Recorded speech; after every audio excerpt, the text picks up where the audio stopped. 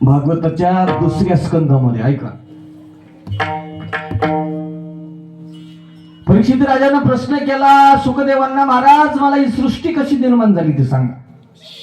सुखदेवानं सांगितलं, बाबा मी सांगतो, पण पूर्वी असा संवाद मैत्रेयाचा आणि विदुरांचा झालेला आहे.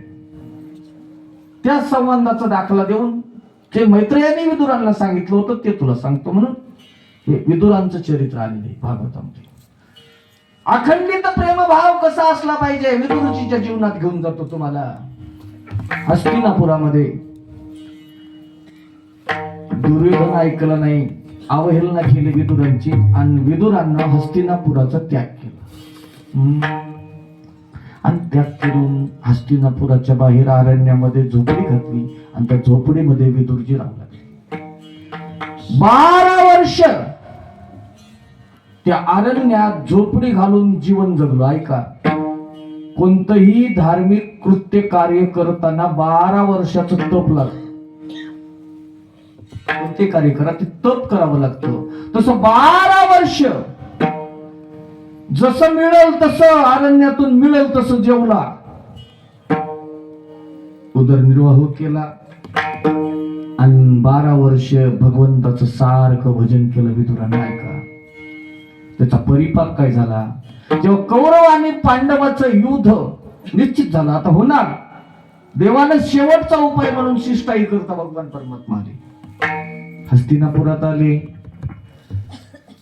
पांडवाचा जो प्रस्ताव होता देवानं दुर्योधनाला सांगितलं. दुर्योधनानं सांगितलं, देवा तुम्ही 5 गावं मागताय, पण सुईच्या टोकावर बसल एवढी सुद्धा जमीन युद्धाशिवाय मी पांडवाला देणार नाही. देवाचा नाईलाज झाला. भगवान परमात्मा निघाले. दुर्योधनानं सांगितलं, देवा भानुमतीनं स्वयंपाक केलाय. भानुमती दुर्योधनाच्या पत्नीचं नाव आहे. भानामती मग सांग, भानुमती. ते भानुमतीनं स्वयंपाक केलेला आहे, देवा जेवून जा. देवान जेवले नाहीत. उद्धवाला सांगितलं, चला म्हणले बसा. आणि उद्धवानं रथ चालू केला. रथ निघाल्यानंतर उद्धवाला वाटलं आता जायचं का की द्वारकेला. भगवान परमात्मा तिकडे नाही निघाले, अरण्य लागलं आणि उद्धवाला सांगितलं, चला उद्धवजी चला आता विदुरांच्या घरी. आणि देवाचा रथ विदुरांच्या झोपडीच्या जवळ आला. अखंडित प्रेमभाव. भगवान परमात्मा एवढे उतावीळ झाले होते. बहु उतावीळ भक्ताची काजा. देव उतावीळ होत असतो. देव रथातून लगबगीनं उतरले आणि उतरल्या त्या झोपडीच्या दरवाजाजवळ आले. हाक मारली, विदुरजी आहेत का? आत विदुरजी नव्हते. ऐका, विदुरांच्या धर्मपत्नी असणाऱ्या सुलभा काकू स्नान करत होत्या. स्नान, अखंडित प्रेम भाव कसा असला पाहिजे.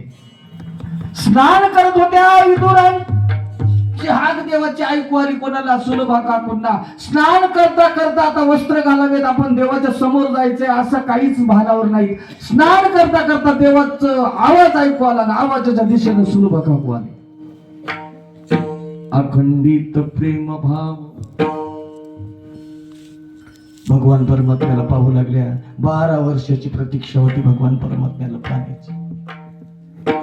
देवानं सांगितलं, सुलभा काकू दुर्योधनाच्या घरी पंचपक्वान्नाचं जेवण होतं, पण तो जेवलो नाही, मला फार भूक लागली, मला जेवायचं. त्या सुलभा काकू देवाला त्या झोपडीत घेऊन गेल्या. आता देव आलाय, ब्रह्मांडाचा मालक आलाय, देवाला काहीतरी बसायला आसन टाकावं म्हणून आसन टाकायल्यात आणि त्या आसनावर स्वतःच बसल्यात. अखंडित प्रेमभाव. देवानं सांगितलं, बसायला नाही, मी जेवायला आलो. पुन्हा लक्षात आलं त्यांच्या घरात काय असेल. त्यांच्या घरी कुठेतरी केळी होती. ती केळी 2-3 होत्या, ती केळी घेऊन आल्या. देवाला सालपट सोडलं. आता ते केळ खायला द्यावं ना, जे सालपट होतं ते सालपट भगवान परमात्म्याला देऊ लागले आणि भगवान परमात्मा आनंदाने खाऊ लागले. अखंडित. 1 केळ संपलं, 2 संपले, 3रं केळ देवाला द्यायला सालपट होता, स्वतः केळ खाऊ लागले. एवढ्या विदुराला पाहिलं ब्रह्मांडाचा मालक जमिनीवर बसलाय आणि आपली पत्नी देवाला सालपट खायला देते. तिथं विदुरजी काही काही आले, देवाला सांगितलं, अहो देवा ती तर येडीच आहे, पण तुम्ही तरी सांगावं का नाही मी देव आहे, मी ब्रह्मांडाचा मालक आहे, मला आसनावर बसवावं लागतं, मला चांगलं चांगलं